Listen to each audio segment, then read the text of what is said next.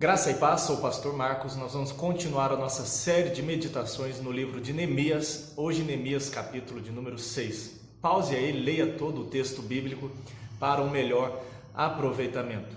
Uma das coisas que mais deixa Satanás satisfeito, se podemos dizer assim, é o fato dos crentes baixarem guarda, dos crentes se distraírem com este mundo, se distraírem com os prazeres, com as coisas deste mundo, ou serem descuidados e não compreenderem que nós vivemos em luta, nós vivemos em batalha contra o mundo, a carne e o diabo. O mundo no sentido de um sistema mundano, pecaminoso, caído, totalmente oposto a Deus e a sua palavra. A Bíblia diz que o mundo jaz no maligno, e é mundo nesse sentido, não no sentido de criação, mas no sentido deste sistema político, religioso, econômico e tudo mais que é dominado pelo reino das trevas e também pelo pecado no coração do homem. Mas vários textos bíblicos demonstram que nós estamos em luta. Judas fala sobre isso, Paulo fala sobre isso, sobre a defesa da fé.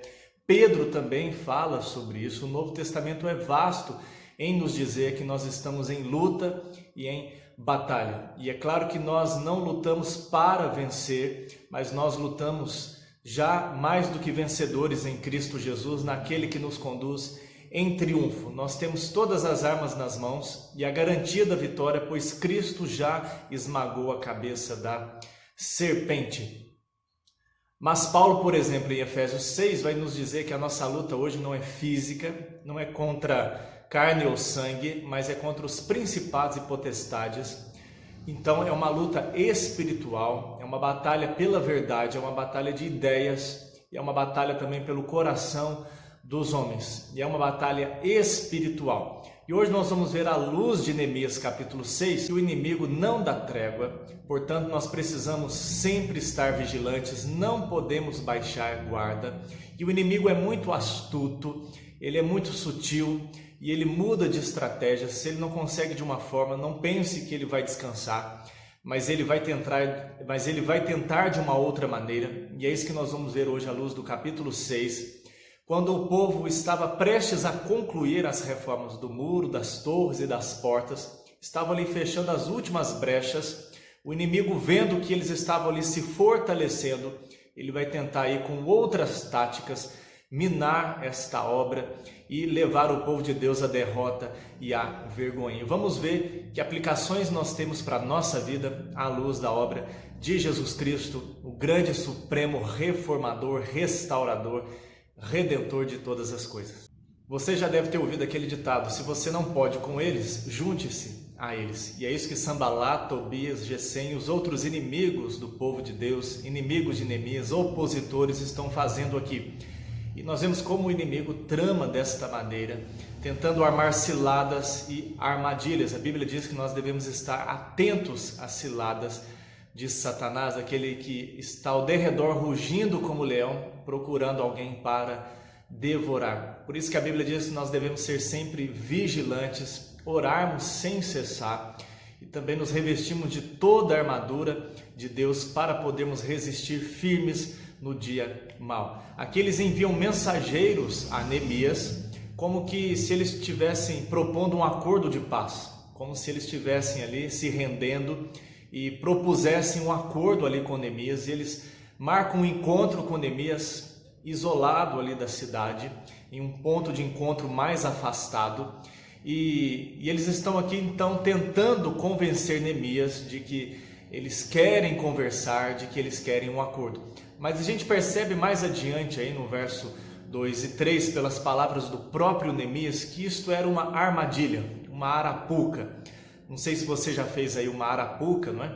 Mas você coloca ali uma peneira, uma caixa ou alguma outra coisa que possa segurar o passarinho, né, o animal, e você coloca ali uma isca e aquele animal vai ser atraído por aquela isca, você puxa ali a cordinha e você vai prendê-lo ali. E Satanás usa muito disso. Satanás não vai abrir a sua cara e dizer: ó, eu vim aqui trazer intriga, eu vim trazer problema, eu vim trazer sofrimentos. Ele sempre oferece um prato maravilhoso, apetitoso, bonito, com uma bela aparência, e assim em todas as áreas na nossa vida, não só sexual, mas em todas as áreas nós somos tentados pela cobiça do nosso próprio coração E Satanás, o inimigo de nossas almas, sabe muito bem disso. Então ele arma ciladas, arapucas, por isso nós precisamos estar muito atentos e vigilantes. E uma das coisas que os inimigos queriam com isso era atrasar a obra.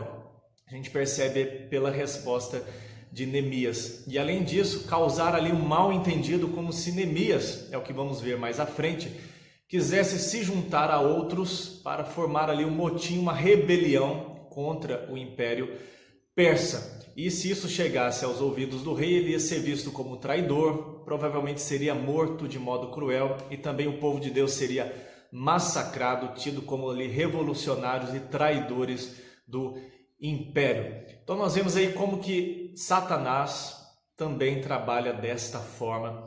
Por isso nós devemos estar muito atentos. A Bíblia diz que Satanás se veste até de anjo de luz, ele se transveste de anjo de luz para enganar. E diz também que muitos sinais e prodígios seriam feitos, por isso que a gente não deve basear a nossa fé em milagres. Jesus diz: nem todo aquele que diz Senhor, Senhor, pertence a Ele. Ah, Senhor, em Teu nome fizemos isto, em Teu nome fizemos aquilo, em Teu nome fizemos aquilo outro. Satanás também, segundo a Bíblia, você pode conferir isso também lá em Apocalipse, ele tem certo poder, ainda que limitado e incomparável com o poder de Deus, mas para produzir sinais, operar milagres e maravilhas, são os falsos sinais aí para enganar, se possível fosse, até mesmo os eleitos. E quantas pessoas têm seguido aí falsos mestres, falsos ensinos que levam a pessoa para longe do evangelho verdadeiro, para longe do evangelho genuíno, para longe da palavra de Deus, e são verdadeiras ciladas, arapucas. Parece que essas pessoas querem o bem da igreja, quando na verdade não querem. E também tenhamos muito cuidado com o mundanismo. Eu ando muito preocupado em ver em como a igreja quer agradar ao mundo, em como a igreja quer ficar bem com todo mundo. E eu creio que a igreja tem que ser sal da terra e luz do mundo. Nós temos que ser bem vistos pela nossa fidelidade à palavra de Deus. Jesus diz que nós seríamos conhecidos pelo amor, mas não por apoiarmos ou fazermos vistas grossas ou sermos indiferentes e omissos em nome de ficar bem com todo mundo. A Bíblia diz que nós seríamos odiados, nós seríamos perseguidos, assim como odiaram a Jesus, eles também odiariam a nós. E com isso não dá para brincar. A Bíblia diz que nós devemos resistir ao diabo e ele fugirá de vós. Então nós precisamos resistir e fazer como Neemias aqui. Como Neemias agiu? Neemias, ele deu uma resposta dura: eu não irei. Neemias percebeu, ele teve discernimento e sabedoria, e ele percebeu que aquilo era uma cilada, então ele resistiu duramente. Ele não brincou, ele não tentou ali ficar em cima do muro, mas ele tomou uma decisão radical e simplesmente não foi. E assim nós precisamos também pedir discernimento a Deus para lidar com os inimigos, porque eles são sutis e perigosos. Você está em luta. Vamos acordar para a vida, porque nós estamos em luta contra o mundo, a carne e o diabo. Mas em segundo lugar, versos 4 a 9, nós precisamos estar sempre vigilantes e jamais baixar guarda, pois o inimigo de nossas almas, ele é insistente e é também mentiroso e muito astuto. O texto diz aí, verso 4, que 4 vezes este mensageiro foi até Neemias tentando convencê-lo. E muitas vezes nós somos vencidos pelo cansaço, a gente acaba abrindo mão, a insistência é tão grande, a tentação é tão grande, a pressão é tão grande do mundo, e eles não descansam mesmo, o mundanismo, nem os ímpios, nem Satanás, e a nossa carne muitas vezes também não dá descanso, são inimigos insistentes, e é uma guerra todos os dias nós travamos esta batalha, e o texto aí diz que por 4 vezes o mensageiro foi até Neemias tentar convencê-lo. Vendo que não podia insistir com Neemias, eles mudaram então de estratégia. A gente percebe aí que eles enviaram uma carta aberta, e uma carta extremamente mentirosa, e é uma carta aberta porque as cartas seladas só poderiam ser lidas pelo destinatário. Senão, se ela tivesse sido violada, perderia ali a autoridade da carta. E o teor da carta, que estava aberta, falava de maneira mentirosa de que Neemias e os judeus estavam montando uma conspiração, eles estavam reforçando os muros, reconstruindo Jerusalém, para poderem depois montar aí uma rebelião contra a Pérsia, contra o rei da Pérsia. Então era uma carta que tinha um conteúdo extremamente mentiroso, era aí uma grande fake news, como nós temos visto aí nos nossos dias. E era uma carta aberta porque todos poderiam ler, e isso iria se espalhar. A gente sabe como notícias se espalham, como as pessoas gostam de transmitir notícias, mesmo sem conferir se procede ou não, se é verdade ou não. Então o inimigo aí está tramando mentiras, usando de injúrias, de calúnias, e quer difamar o nome de Neemias e do povo de Deus perante todos os povos ali do Império Persa nesta carta aberta. E esta carta chega até Neemias, e é muito interessante o posicionamento de Neemias diante disso. Porque quando esta carta chega, Neemias também tem essa percepção, ele tem esse discernimento. Embora na carta os inimigos do povo de Deus, os inimigos de Neemias coloquem aí, vamos conversar sobre isso juntamente, dando a entender que esses inimigos querem apoiar Neemias. Neemias sabia que era uma cilada. Se Neemias atendesse a essa pressão dos seus inimigos, sendo enganado, achando que eles queriam ajudar, queriam se juntar a Neemias, Neemias teria caído ali grandemente em uma armadilha mortal. E o que Neemias faz em seguida, a sua atitude é confrontar duramente a essas mentiras, a esses homens, a esses inimigos. Neemias confronta o erro, e em seguida Neemias percebe aí que eles estavam querendo amedrontar, eles estavam querendo usar do medo para paralisar a obra. Afinal, o medo é uma grande arma. Nós temos visto aí nos nossos dias de como é perigoso nós sermos manipulados pelo medo.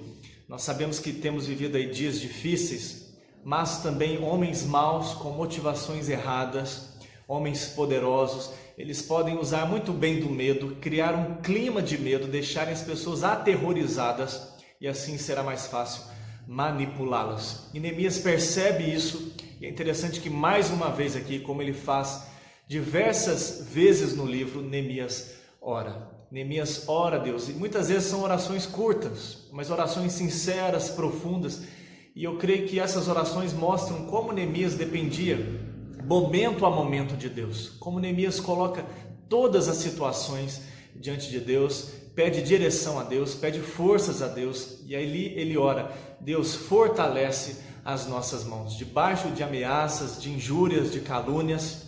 Neemias confronta o erro, e ele também pede forças a Deus. E assim também eu e você precisamos fazer. A gente precisa estar atentos às armadilhas de Satanás, do mundanismo, aos enganos do nosso próprio coração, confrontar o erro, confrontar o pecado, entender que isso é sério, nós estamos numa luta séria, e também nós precisamos depender de Deus e orar: Deus, fortaleça as nossas mãos, Deus, venha me trazer força. Nós dependemos totalmente do Senhor. Por isso que Paulo, em Efésios 6, após falar da armadura de Deus, e todas as peças ali são verdades do Evangelho, são doutrinas da salvação aplicadas à vida, que nos defendem das acusações e das ciladas de Satanás, do mundo e também da carne.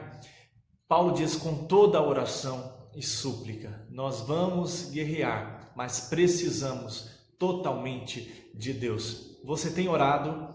Você tem feito como Neemias? A oração faz parte da sua vida.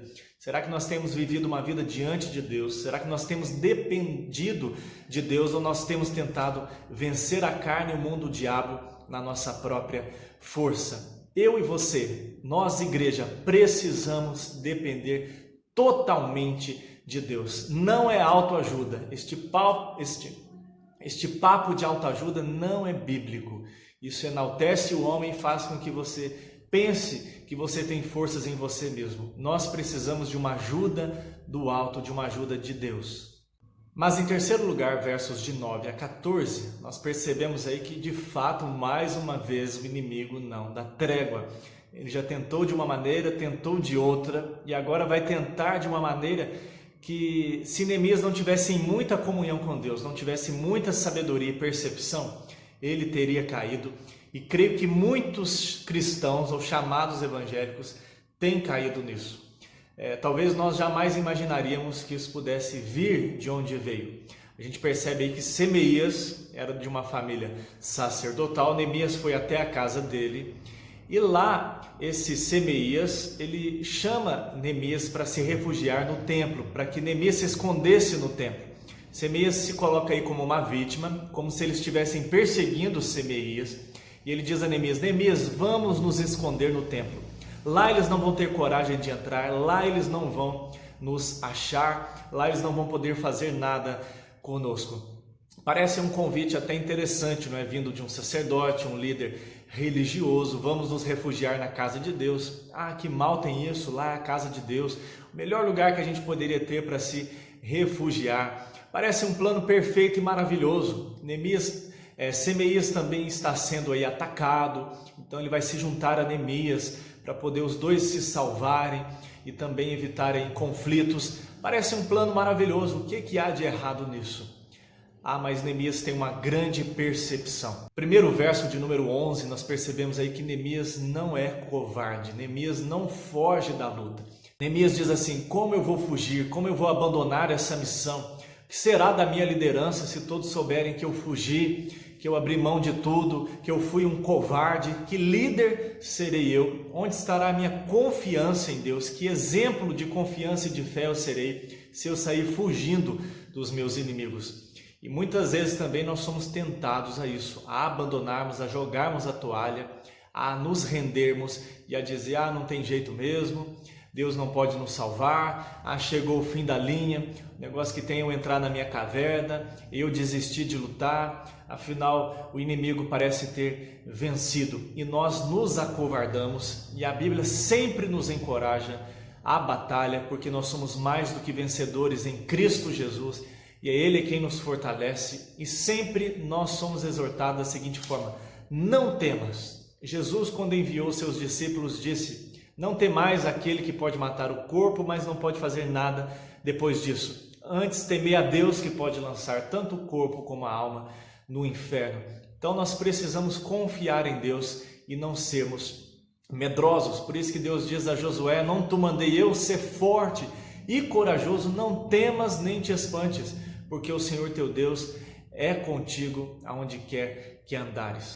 E Neemias também percebe que este plano estava conduzindo ele a uma situação na qual ele pecaria contra Deus. Conhecendo a lei de Deus, ele sabia que só podia entrar no santo lugar o sumo sacerdote, após fazer expiação por si e pelo povo. Neemias não tinha esse direito. Nós sabemos que isso aponta para a obra de Cristo. Ele é o sumo sacerdote e a oferta também, e pelo seu sangue, pelo seu sacerdócio, ele adentrou no santo lugar com uma oferta perfeita e conduziu assim a igreja pelo novo e vivo caminho. Mas se Neemias fizesse isso, ele estaria pecando contra Deus e ele poderia também colocar ali a sua vida em risco diante da santidade de Deus. Então Neemias percebe em como essa situação estava conduzindo ele a pecar. E muitas vezes Satanás também faz isso.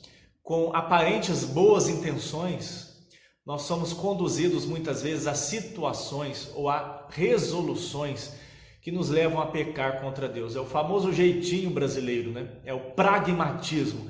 Se vai funcionar, se vai solucionar, vamos fazer.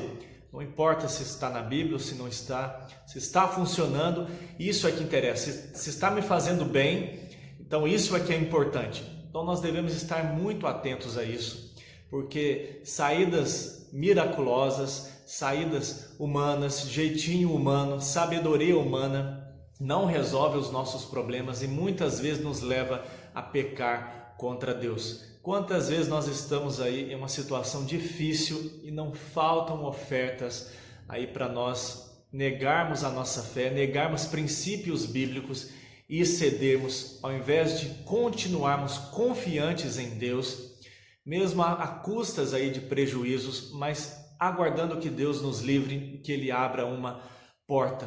Tome cuidado na sua vida com soluções simples e fáceis. E aí no verso 12 nós percebemos como Neemias tem um extremo discernimento e que falta muito à igreja chamada evangélica hoje, porque eu não sei onde estão os falsos mestres, para ser sincero.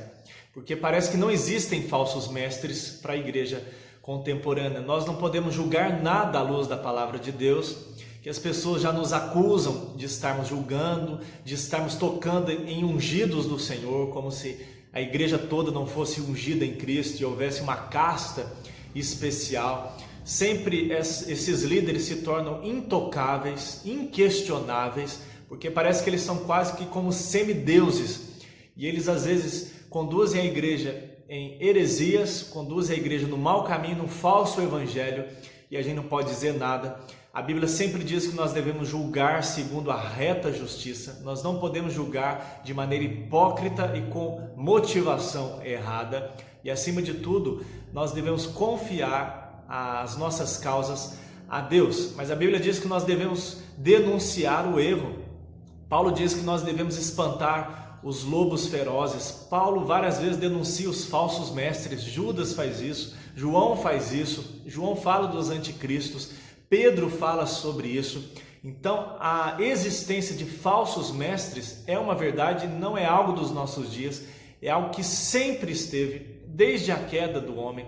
Nós encontramos isso na história de Israel, na história da igreja primitiva. Jesus conviveu com eles. E aqui Neemias mostra um discernimento e uma fé em Deus, uma confiança em Deus.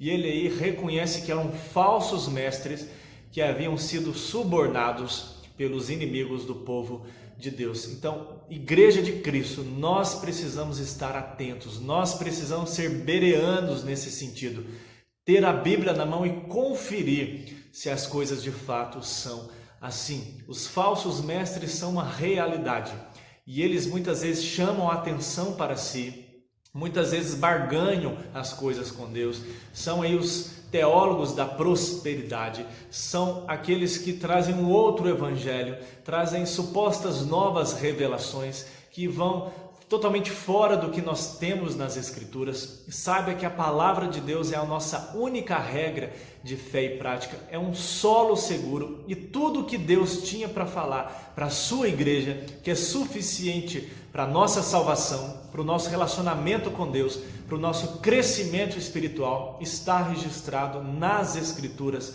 Sagradas. O que nós precisamos fazer é ler a Bíblia, estudar, meditar, investir, gastar tempo e orar, depender do Espírito Santo de Deus para que ilumine a nossa mente e coração e aplique essas verdades à nossa vida. Tomemos muito cuidado com os falsos mestres. Sola Escritura, somente as Escrituras, somente a palavra de Deus. E a gente vê aí mais uma vez no verso 14, além de mostrar esse discernimento, esta sabedoria, esta astúcia, vamos dizer assim, a Bíblia diz que nós devemos ser simples como a pomba, mas prudentes como a serpente. Nós vemos aí no verso 14 mais uma vez Neemias orando, e desta vez Neemias entrega esta causa a Deus. Neemias diz: lembra-te, Senhor, destes homens. Neemias aqui está dizendo o seguinte: Deus, que o Senhor trate com eles, que o Senhor trabalhe com eles, que o Senhor dê a eles o que é devido. Eu entrego esta causa nas tuas mãos. E nisso aqui eles estão sendo uma sombra daquilo que Jesus de fato fez ao ser perseguido, traído, injuriado, caluniado. Jesus entregou, como diz 1 Pedro, capítulo 2, ele entregou aquele que julga retamente, ele entregou a Deus, em última instância, as suas causas, e é o que nós também devemos fazer, uma vez denunciado o erro, uma vez fugindo dos erros, identificando os falsos mestres, nós colocamos diante de Deus e dizemos: Deus, que o Senhor trate com a vida de cada um deles. Mas em último lugar, versos 15 a 19, nós percebemos aí que mais uma vez o inimigo não dá trégua.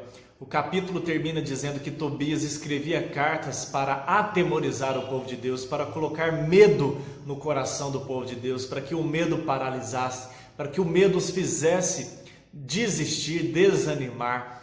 E eu acho lindo que quando eles estão então concluindo estas primeiras obras, o texto diz que o povo reconheceu que a mão do Senhor é que estivera com eles. A mão do Senhor é quem fez aquela obra. O texto diz aí que eles reconheceram que foi com a intervenção de Deus, foi com o agir de Deus que eles concluíram aquela obra. Quando nós estamos vivendo em vigilância, quando não baixamos guarda, quando fazemos como Neemias, oramos, somos instruídos por Deus, temos a sabedoria do alto, discernimento, confiamos todas as coisas em Deus, tememos a Deus, andamos na dependência de Deus, fazemos a obra entendendo que estamos em luta, em vigilância, em oração.